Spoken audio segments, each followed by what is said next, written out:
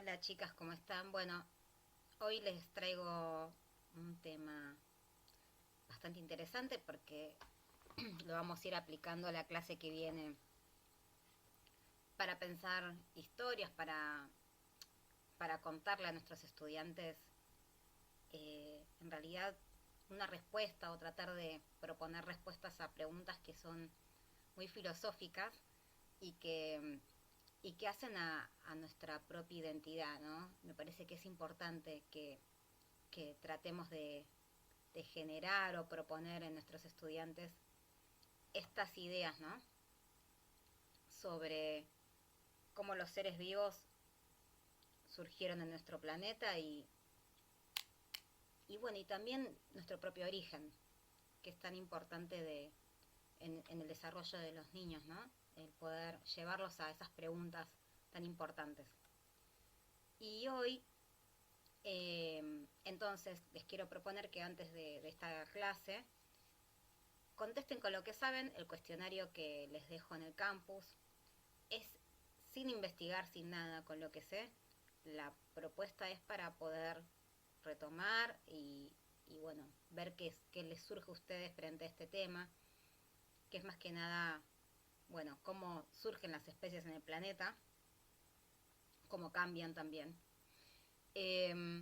Y con este cuestionario les voy a proponer que después al cierre de esta clase, después de escuchar y ver, puedan, bueno, volver a este cuestionario y plantearse una pequeña actividad, anotar tres ideas que les haya quedado, que hayan entendido de hoy, dos ideas que ustedes ya supieran o que ya conocían y una pregunta que les haya quedado.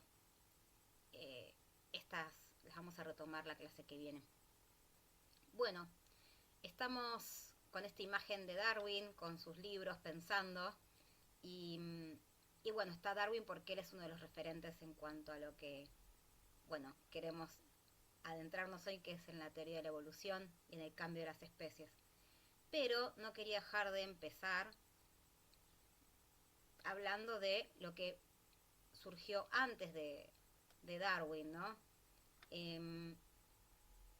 Y llevarlos y llevarlas y meternos juntos en esta antigua forma de pensar, que ahora nos parece como rara, pero en realidad el ser humano se hizo preguntas sobre el mundo en el que vivía y sobre él mismo desde hace miles de años, ¿no?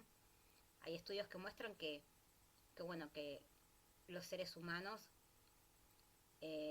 nos preguntamos sobre nuestro origen, le damos una connotación divina a nuestro origen desde hace miles de años. Y esta búsqueda que tiene el ser humano por entender el mundo y entenderse a sí mismo también surgió en la ciencia, ¿no? Por eso a veces en estos temas la filosofía y la ciencia se unen en un origen común, ¿no? Bien, bueno, las preguntas que detonaron esta teoría de la evolución y estos cambios de pensamiento en la historia humana son quizás muy básicas, pero quizás a ustedes alguna vez se la hicieron, ¿no? También, ¿cómo surgieron las diversas especies en nuestro planeta y de dónde venimos? Y hacia dónde vamos podemos pensar también. Conocer nuestra historia nos hace pensar también hacia dónde vamos. Bien, qué importante es entonces en nuestros estudiantes proponerles estas preguntas para pensar. Yo les propongo que también las piensen, si antes no las pensaron. Y bueno, hoy vamos a tratar de dar algunas ideas para responderlas. Antes de Darwin, entonces, se pensaba que el origen de la vida era muy distinta a la que él propuso. De hecho, el pensamiento era mucho más asociado a la divinidad, a un origen divino, a los mitos, a las leyendas. Pero los primeros naturalistas, que así se llamaban los científicos porque no existían las disciplinas científicas todavía como tal, los naturalistas de esa época, que investigaban muchos temas a la vez, eran geólogos, eran físicos, eran biólogos, comenzaron a buscar respuestas a estas preguntas que hablábamos recién, ¿no? Pero que eran más racionales, no solamente una respuesta desde la fe o la religión o los mitos ya conocidos.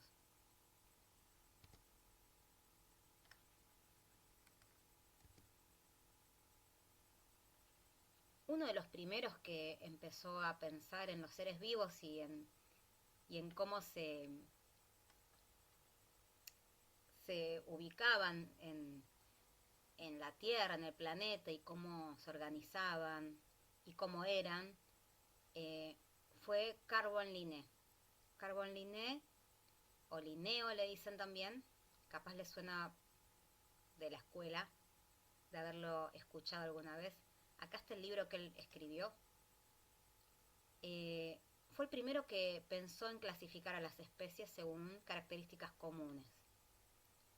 Él tenía una idea, si bien era naturalista y empezaba a tener cierto pensamiento crítico y científico sobre lo que él creía, era una persona de mucha fe, muy religioso, y como los de su época, también estaba muy fervientemente creído y creía fervientemente en la idea de que Dios había creado las especies y que como Dios es perfecto, quiero que sigamos la lógica del razonamiento, si Dios es perfecto, las especies que crea también son perfectas, por lo tanto no pueden cambiar, porque si las especies cambian, entonces Dios no es perfecto. Esa era la lógica del pensamiento de esa época.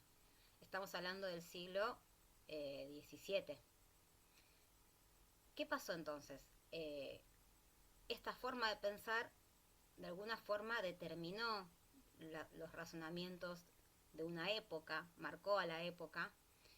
Por lo tanto, muchos de los naturalistas de ese momento pensaban que era así, que Dios había creado las especies, y no se animaban a pensar en un cambio, en que las especies cambian, ni tampoco en cómo se originan, simplemente Dios las creaba. En este sentido, la teoría reinante era entonces el creacionismo. El creacionismo considera que las especies fueron creadas por Dios, por un Dios divino, un ser divino, y que permanecen sin cambios desde que Dios las creó. Esta forma de pensar estaba asociada al fijismo también, que es una idea de que las especies no cambian, como les decía, ¿no? Porque si cambian implica que ese ser divino se equivocó de alguna forma, y si se equivoca no es Dios. Entonces determinó la forma de pensar de la humanidad por varios siglos. Y podríamos decir milenios, porque estas ideas creacionistas y fijistas vienen desde Aristóteles, desde la Grecia antigua, desde el siglo IV o V a.C. Pero Carl Linné, con todo este bagaje de pensamientos, sin embargo, hizo un gran avance en las ciencias biológicas porque empezó a clasificar a las especies de acuerdo a las características comunes que él encontraba. Se lo considera el padre de la taxonomía por esto, e inventó una forma taxonómica que seguimos usando hasta hoy, e incluso el nombre científico de las especies, como ven acá. Este es el nombre científico del lobo, Canis lupus. Obviamente usaban un lenguaje común que era el latín, pero fue el que creó la nomenclatura binomial. Un nombre donde el primero corresponde al género y el segundo a la especie para clasificar a los seres vivos. De este modo, lo que estamos viendo es que había un intento por parte de Linné de comenzar a pensar a la vida como con una cierta unidad, una idea de unicidad en la diversidad, unidad en la diversidad de las especies. ¿Por qué? Porque si bien cada una tenía distintas características, él comenzó a agruparlas como si fueran, ven acá en esta imagen, parecen mamushkas, ¿no? O sea, grupos más amplios que contenían a grupos más pequeños, iban ordenándolos dentro de esos grupos por sus características comunes. Vamos a ver un ejemplo. Acá en esta imagen tenemos el ejemplo del ser humano, ¿no? Agarremos, por ejemplo, el reino animal, desde el reino, ¿no? El dominio Eukarya abarca a un reino, en este caso el reino animal, y al reino Fungi. Acá estamos con el reino animal porque es el que estamos analizando. Bueno, todos los del reino animal tienen características comunes, por ejemplo, son heterótrofos, se alimentan de otros seres vivos. Y tienen la capacidad de alimentarse de otros seres vivos y tienen otras características. Por ejemplo, el siguiente grupo que está dentro del reino son los cordados, porque son aquellos que tienen columna vertebral. Si tienen pelos y mamas, son los mamíferos. Si además tienen características parecidas a las del ser humano, en el sentido de que son primates, ¿no? El pulgar oponible, entre otras características de los primates, bueno, el arco superciliar, varias características que los llevan a colocarlos en ese grupo.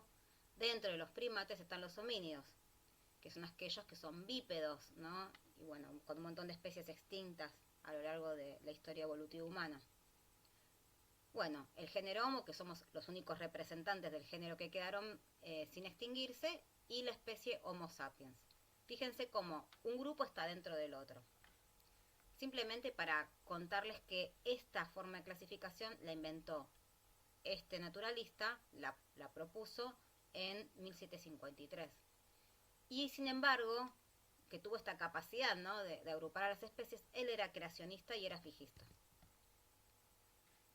Otra teoría, antes de que Darwin propusiera su teoría de la evolución, es aquella propuesta por Georges Cuvier.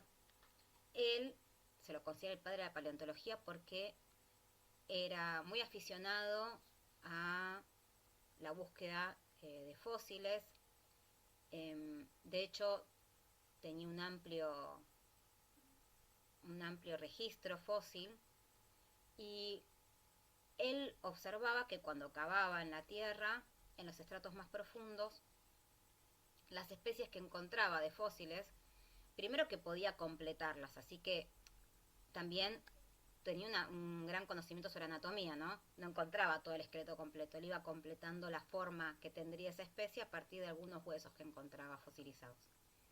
Pero también se fue dando cuenta que los fósiles que encontraba en estratos más modernos, o sea, más cerca de la superficie de la Tierra, tenían alguna relación con estos fósiles más antiguos.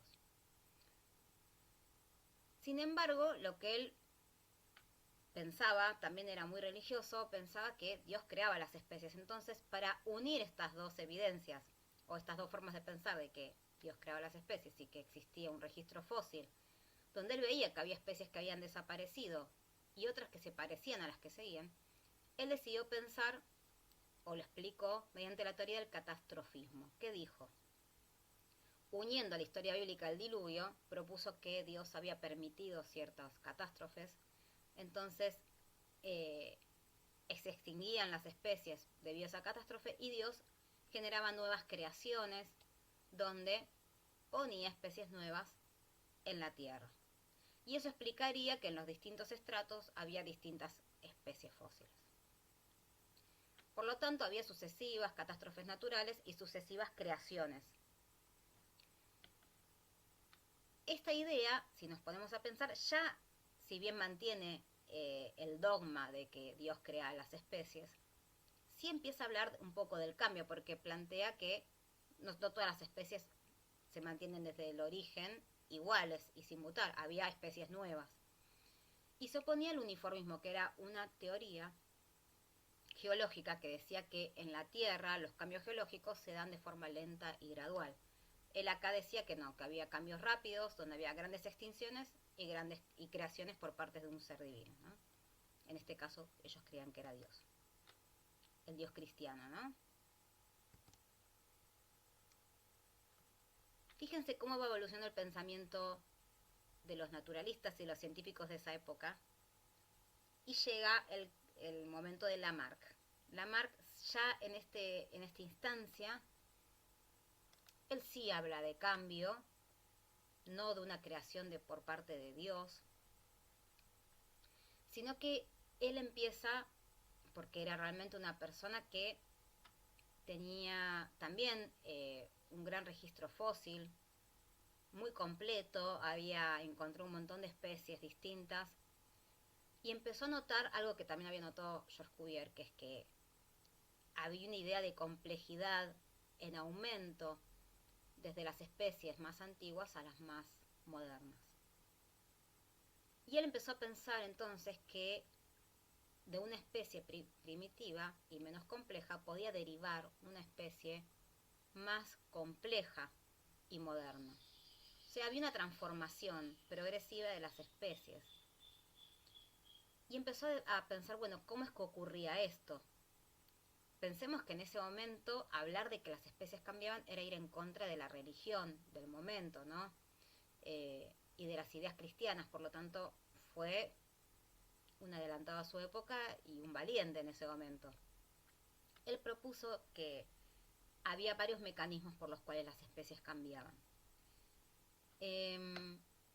La primera ley que propuso es la ley del uso y el desuso. Ustedes ven acá una imagen de una jirafa. Bueno, él proponía que, como ven, la jirafa tiene hojitas en su boca porque se estiraban para comer los brotes más verdes de las copas de los árboles. Lo que él propuso es que los organismos desarrollaban características nuevas por el uso frecuente de ciertas estructuras de su cuerpo, en este caso el cuello. Y que además estas características que habían ganado se heredaban, o sea, las heredaban su descendencia. O sea, había una herencia de caracteres adquiridos, o sea, lo que ellos adquirían, un cuello más largo que los beneficiaba para sobrevivir en ese ambiente, bueno, iba a ser heredado por sus descendientes. Y que esta herencia de caracteres llevaba a una evolución gradual de las especies, a un cambio. Ojo, él no habla de evolución, pero sí que cambiaban. No tenía la idea de la evolución. Vamos a ver que algunas ideas con Darwin compartía, ¿no? Sin embargo, empezaron a notar ciertas limitaciones en estas leyes que él propuso para el cambio de las especies, porque, como sabemos, si yo voy al gimnasio y tengo mucho músculo, mis hijos no van a nacer con muchos músculos. Entonces, ellos no sabían cómo se heredaban las características, no se sabía nada de genética en esa época. Pero bueno, algo pasaba en cuanto ellos intuían, observaban que había una herencia de caracteres. Pero, como sabemos hoy en día, no tiene nada que ver con los caracteres adquiridos. O sea, si yo voy al gimnasio, mis hijos no van a tener músculos porque yo adquirí músculo en el gimnasio. Y acá me contradigo para traerles una noticia muy interesante que las animo a leerla después tranquilas porque es realmente un hallazgo. Se las cuento rápidamente, ustedes pues pueden leerla. Y la pregunta es, ¿Lamarck tenía razón? Porque ¿qué pasa? Hay todo un área de la genética que se llama epigenética, que estudia cómo el ADN se modifica no por las mutaciones que hay, o sea, cambios en la estructura del ADN, en el código del ADN que cambia la información genética, sino por el ambiente. Se sabe desde hace muchos años que el ambiente también puede modificar el ADN de un individuo o de varios, o una población. Y acá hicieron un estudio sobre cómo las experiencias traumáticas del Holocausto influían en los descendientes de personas que habían estado presas en campos de concentración durante la Shoah. Y descubrieron que hasta 3 generaciones después, o sea, los nietos de las personas que estuvieron presas en esos campos de concentración, tenían una mayor probabilidad de tener algún tipo de padecimiento de salud mental, como depresión o trastornos de ansiedad, etc. ¿Cómo puede ser esto posible si ellos no pasaron por un centro, por un campo de concentración? Bueno, se explica porque ciertos traumas vividos por sus ancestros, o sea, sus abuelos en este caso, generarían cambios en la forma en que se expresa el ADN, y eso generaría que tengan una mayor predisposición o probabilidad de tener enfermedades de salud mental, aunque ellos no hayan pasado por un campo de concentración. Bueno, ¿a qué voy con esto? Lamarck tenía razón, se heredan los caracteres adquiridos, o sea, la experiencia de sus abuelos la pueden heredar sus nietos, y parece que no en todos los casos, pero en algunos que tengan que ver con traumas o exposiciones continuas a ciertos ambientes, pueden generar un cambio en el ADN y que los descendientes lo hereden. Al menos hasta la tercera generación se sabe que es así. Bueno, muy interesante. Obviamente Lamarck no tenía idea de todo esto. Sin embargo, esa teoría de Lamarck no se toma, esa ley, la ley del uso y el desuso, se considera errónea. Ya vamos a ver que igual la de los caracteres adquiridos sí se tomó como una idea que ayudó a Darwin incluso a poder desarrollar su teoría. Y acá aparece Charles Lyell. Él era un geólogo y propone esta teoría uniformista que les contaba antes. ¿Por qué? ¿Qué tiene que ver la geología con las especies? Bueno, porque fue una inspiración para Darwin esta teoría. Lo que él propuso, Charles Lyell, es que hay un efecto lento, constante y acumulativo en nuestro planeta, y el cambio continuo y lento genera después los grandes cambios que vemos en nuestro planeta. Esto le inspiró a Darwin y dijo, bueno, quizás con las especies también pasa algo parecido. ¿Cómo desarrolló Darwin sus ideas entonces? Él, como buen científico, aunque era un naturalista en esa época, no era un científico, pero tenía un pensamiento crítico y científico, a partir de la observación de fenómenos, se hace preguntas y propone respuestas, que es lo que veníamos hablando de la indagación. Podríamos decir que fue un gran indagador Darwin. Él realizó un viaje del Beagle que duró 4 años, pasó por las costas de Argentina, por la Patagonia, observó muchas especies de flora, de fauna, en muchas regiones, en los Galápagos sobre todo, en las Islas Galápagos, pero también pasó por Argentina y otros lugares del mundo. Y esto lo llevó a generar ciertas preguntas y ciertas explicaciones para esas preguntas, que ahora vamos a ver algunos ejemplos a continuación. A su vez, que hizo ese viaje, también sacó ideas de Malthus. Malthus era un matemático, nada que ver, pero Malthus decía que la población humana iba a crecer tanto que en algún momento se iban a acabar los recursos del planeta y que iba a haber una competencia por los recursos. A él esto lo llevó a pensar, las especies compiten por los recursos. Entonces solamente sobrevive el más apto, aquel que logra ganar el recurso y seguir viviendo y dejar descendencia. Fíjense cómo fue armando su teoría, ¿no? A partir de distintas ideas con las que se iba encontrando. Con todas estas ideas en mente, él propone la teoría de la selección natural. Lo que él dice en síntesis es que el ambiente, no las especies, sino el ambiente, elige a los más aptos a su entorno. Entonces, los que tengan las características que les permitan sobrevivir a ese ambiente van a ser justamente los que logran reproducirse, dejar descendencia. Los descendientes heredan esas características que les permitieron sobrevivir a sus padres, y con el tiempo, mucho tiempo, las especies van cambiando y transformándose en especies nuevas. Él une todas sus observaciones y sus ideas en el libro El origen de las especies, que es muy interesante para leer, incluso para usar en las clases, cuando hablamos de las viñetas históricas, de usar algunas ideas o algún cómic, ¿no? Para contar cómo él fue pensando. Está muy bueno usar ese material. Aparte es un libro que es agradable de leer, no es difícil. En 1859 publica su teoría lo hace al mismo tiempo que antes que Wallace. Wallace también propone la teoría muy parecida a la de él.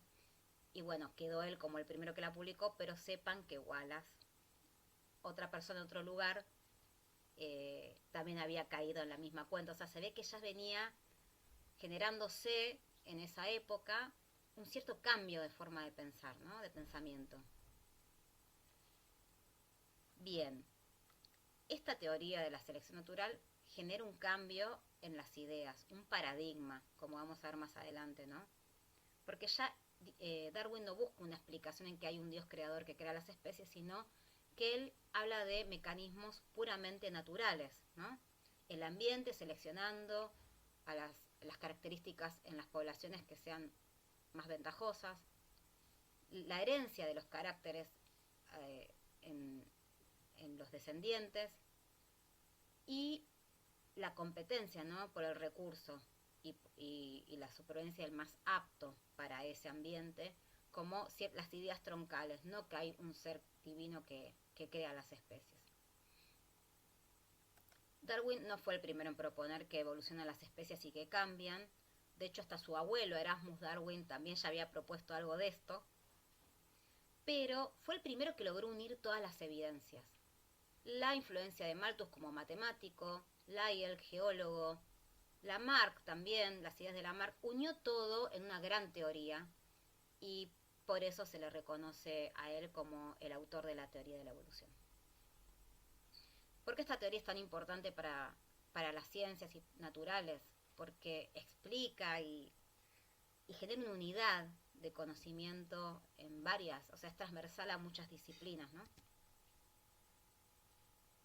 Bueno, para terminar de entender un poquito esta idea de la teoría de la evolución de Darwin, les traigo el ejemplo que él observó en las Islas Galápagos sobre los pinzones. Se llaman, de hecho, la especie se llaman pinzones de Darwin. Y acá vemos que hay tres pajaritos muy parecidos entre sí, pero que tenían distinta forma de pico. Lo que él observó es que en las Islas Galápagos hay muchas islas pequeñas que tienen distintos ambientes. Y observó Darwin que los pinzones de una isla eran muy parecidos, pero el pico era distinto. En este caso, si vemos la primera imagen, los pinzones con pico pequeño se dio cuenta que comían insectos y semillas pequeñas. Había otros pinzones con picos más grandes que rompían semillas y podían comer semillas más grandes. Y los pinzones con pico delgado se alimentaban como los colibríes de flores. ¿Por qué esta diferencia? Si parecían ser, o sea, originados por la misma especie, ¿no? Estos pajaritos. Bueno, lo que se dio cuenta es que, de acuerdo al ambiente que había en esa isla, eran como eran los pájaros. Entonces, lo que él pensó es, el ambiente selecciona a los pinzones que tienen el pico, o sea, el carácter, se le llama, más beneficioso para sobrevivir en esa isla. Los pinzones que llegaban solamente sobrevivían los que por algún tipo de azar, ahora sabemos que genéticamente se llaman mutaciones, Darwin no lo sabía, tenían el pico con la característica que le permitía comer el alimento que había, o sea, el recurso que había en esa isla. Los demás morían, por lo tanto, los únicos que lograron reproducirse y dejar descendencia eran los pinzones que tenían ese pico, esa característica que les permitía sobrevivir. Con los miles de años, y podríamos decir millones de años, los pinzones de esa isla empezaron a diferenciarse muchísimo de los de la isla vecina que tenían el pico largo y finito porque comían el néctar de las flores. Por lo tanto, se convirtieron en especies distintas. Se convirtieron, quiero decir, se empezaron a diferenciar tanto, que ya eran especies distintas. ¿Cuándo consideramos que son especies distintas y no una variante de la misma especie? Es una muy buena pregunta que las animo a buscar. No me quiero meter en ese tema ahora, pero ya la clase que viene, si les interesa, lo podemos ver. ¿Cómo diferenciamos? O sea, ¿por qué se hacen tan distintas que ya son pinzones de otra especie? Lo vamos a ver. Pero él se dio cuenta de esto. Y este ejemplo de los pinzones le sirvió para terminar de cerrar sus ideas. Bueno, acá tenemos el viaje en el Beagle, que fue este barco donde él se subió para poder ir y hacer sus observaciones. Fíjense qué pasó por Australia, Nueva Zelanda, por acá, América del Sur, estuvo en la Patagonia, en las Islas Galápagos. Recopiló un montón de especímenes, de anotaciones, de dibujos, hizo un montón de observaciones. Bien, en 1859 entonces él propone su teoría en el libro El origen de las especies y genera un cambio de paradigma en la forma de pensar de la época. ¿Por qué? Porque dice que las especies cambian y no permanecen inmóviles ni fijas, o sea, va en contra del creacionismo y del fijismo. También plantea que la vida en nuestro planeta está relacionada, o sea, hay una unidad en la diversidad, todos provenimos de un ancestro común. Esta idea de que todos provenimos de un ancestro común y estamos conectados, ¿sí? Las especies surgen a partir de otras más antiguas. Y que la evolución es un proceso mecánico donde Dios no interviene. Ojo, si yo tengo fe puedo creer que Dios sí interviene. De hecho, les dejo una noticia donde el Papa Francisco nos habla de esto, de la unidad, o sea, de que cómo se complementan la fe con la religión. Pero lo que hace Darwin es decir, bueno, no es que Dios crea las especies como son, sino que hay un mecanismo en la naturaleza, la selección natural, donde el ambiente selecciona justamente a los individuos que tienen las características más beneficiosas para ese ambiente y esos son los que sobreviven y dejan descendencia y con el paso del tiempo, los millones de años y miles de años, las especies van cambiando y se van originando nuevas especies a partir de otras antiguas. Quiero que vean esta imagen que les traigo. Esta es una caricatura de los diarios de la época en que Darwin propuso su teoría en Inglaterra. ¿Por qué fue tan fuerte y por qué generó un paradigma en el pensamiento de ese momento su teoría? Porque iba en contra de lo que proponía la religión. Lo que proponía la religión era que descendemos porque Dios nos creó. La historia de Adán y Eva en el jardín del Edén. Y Darwin proponía que descendíamos de los monos, de los primates, que éramos descendientes de esa especie o de esas especies antiguas, de homínidos. Entonces él fue muy, sí, bulliado, podríamos decir, con términos actuales. Hubo una gran repercusión en los medios de la época, que eran los diarios, y esta es una de las caricaturas que se publicaron en los diarios de esa época, gastándolo, ¿no? Como diciendo, bueno, Darwin con cuerpo de mono, porque era una aberración decir que descendíamos de los monos. ¿Cómo? Si somos la especie humana creada por Dios. Bueno, nada, simplemente para contarles cómo cayó en las personas de esa época esta idea, ¿no? De que en realidad los seres vivos, bueno, se originan por simples mecanismos de la naturaleza. Acá les dejo la noticia del Papa Francisco hablando y defendiendo la teoría de la evolución y el Big Bang, y hablándonos de cómo hoy en día la Iglesia Católica, en este caso, nosotros somos un profesorado católico, ¿no? Acepta los mecanismos de la selección natural, planteando que los generó Dios en la creación, pero que Dios deja que los mecanismos fluyan y sigan su curso, ¿no? Aunque él interviene en esto, ¿no? Pero bueno, no negando que hay mecanismos en la naturaleza y que el ser humano, Dios le dio la capacidad de analizar y pensar y poder descubrirlos, ¿no? Esto que estamos diciendo ahora parece algo obvio, pero no es tan obvio. En los años 50, los animo si les interesa buscar, hubo un juicio a un profesor porque explicaba la teoría de la selección natural en los colegios en Estados Unidos. Así que no fue hace tanto. Realmente en algunas culturas cuesta mucho el tema de hablar de la teoría de la evolución por las ideas religiosas, ¿no?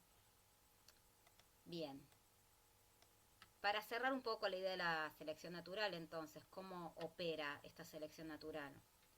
Bueno, se dice que el mecanismo de la selección natural opera por la descendencia con modificación. Derivamos de una única vida ancestral, una primer célula que surgió en nuestro planeta, a partir de la cual evolucionaron diversas formas de vida y podríamos decir que las características que son beneficiosas para un ambiente la heredan los descendientes y con ciertas modificaciones que van ocurriendo debido a los cambios en el ambiente, las especies van cambiando y van diferenciándose tanto que en un momento dejan de ser iguales a la especie que les dio origen para convertirse en una nueva especie. Lo que dice Darwin es que está basado en procesos y factores totalmente materiales y mecánicos. No hay una intervención de Dios en su teoría. Darwin no propone que Dios genera nada de esto, sino que son cambios en la naturaleza. Él aceptó la idea de Lamarck de que los descendientes serían las características de sus padres, pero sí rechazó otras ideas, ¿no? Que hablaban de, por ejemplo, el uso y el desuso. O sea, él no decía que por usar mucho una parte del cuerpo, esta se iba a desarrollar más. Eso no lo tomó como válido. Algunos ejemplos de selección natural interesantes, y vamos a tomar uno de estos tres. Primero, uno de los más actuales es el caso de los antibióticos y la resistencia a los antibióticos en las bacterias. El uso excesivo de antibióticos, de hecho hoy en día es muy raro que te den un antibiótico así nomás, te hacen un hisopado, o si persiste la enfermedad te dan un antibiótico, porque pasa esto, porque con el ambiente sería el antibiótico, las bacterias expuestas a antibióticos continuamente, por azar, alguna de ellas se hace resistente a ese antibiótico, y eso genera que en la población humana todo el tiempo se tengan que generar nuevos antibióticos para matar esa bacteria que genera esa infección. Esto genera, como se llama algo así como la carrera armamentística. Estamos luchando todo el tiempo por generar medicamentos nuevos para eliminar esas bacterias resistentes. Bueno, esto es un caso de evolución que se ve ahora. La teoría de la evolución siguió ampliándose y enriqueciéndose con nuevas teorías, nuevos cambios sobre esa teoría, y hoy en día se sabe que la evolución no es todo el tiempo lenta y gradual, hay cambios rápidos de evolución, como podemos ver acá con las bacterias que capaz en cientos de años se genera un cambio evolutivo, ¿no?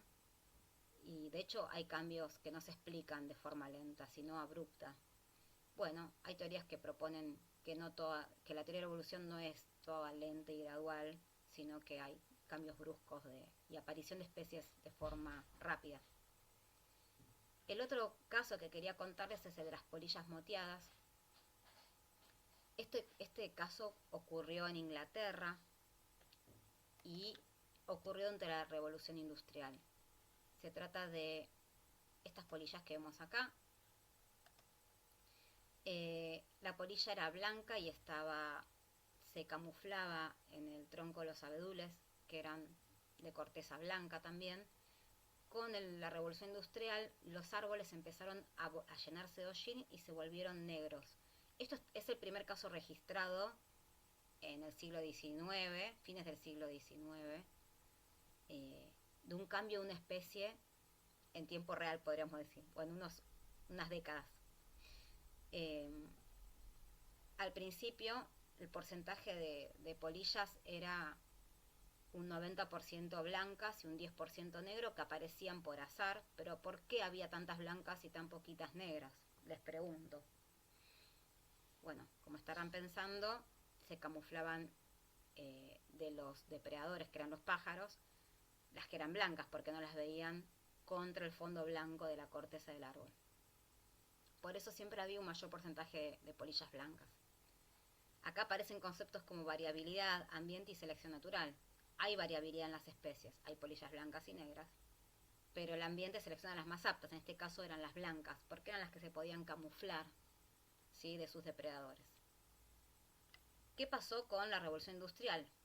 Bueno, como ven en esta imagen, la corteza de los árboles se llenó de hollín, así que se dejó de ser blanca para convertirse en negra, y lo que vemos es que cambió la proporción de individuos. Al cabo de 50 años se invirtió la proporción. el 90% de la población de polillas era de color oscura, negra, y solamente un 10 era blanca, que seguían naciendo por azar. ¿Por qué pasaba esto?